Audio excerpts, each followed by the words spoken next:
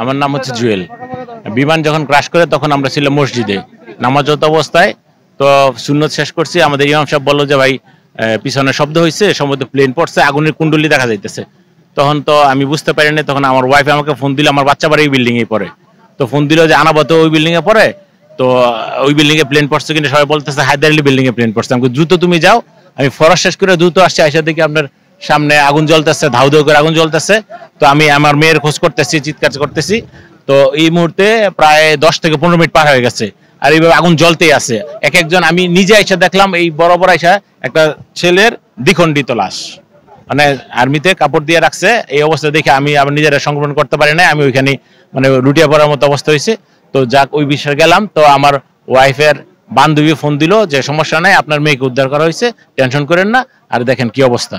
তো তখন পর্যন্ত আমি ভিতরে ছিলাম, একের পর এক মানে আপনার ইয়া অবস্থায়, ওই যে পুলিশের যে লাস্ট ব্যাগগুলো আছে না, ওই ব্যাগগুলা 6-7 জন করে ধরে ধরে নিয়ে যাইতেছে, ব্যাগে ভরে নিয়ে ব্যাগ নিয়ে যাইতেছে।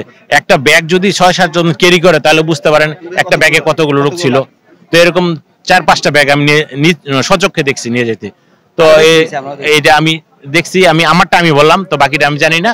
তারপরে অনেক আহত হয়েছে, আমি নিজে দেখছি। ধরেন শুধু মানে বডি আছে, পোশাক একটাও নাই, আর চামড়াগুলো খসে খসে পড়তেছে শরীর থেকে। আমার পশম দাঁড়াইছে, দেখছেন কি একটা দৃশ্য, আমি দৃশ্য জীবনে বলতে পারবো না। তো এতটুকুই আমার বক্তব্য।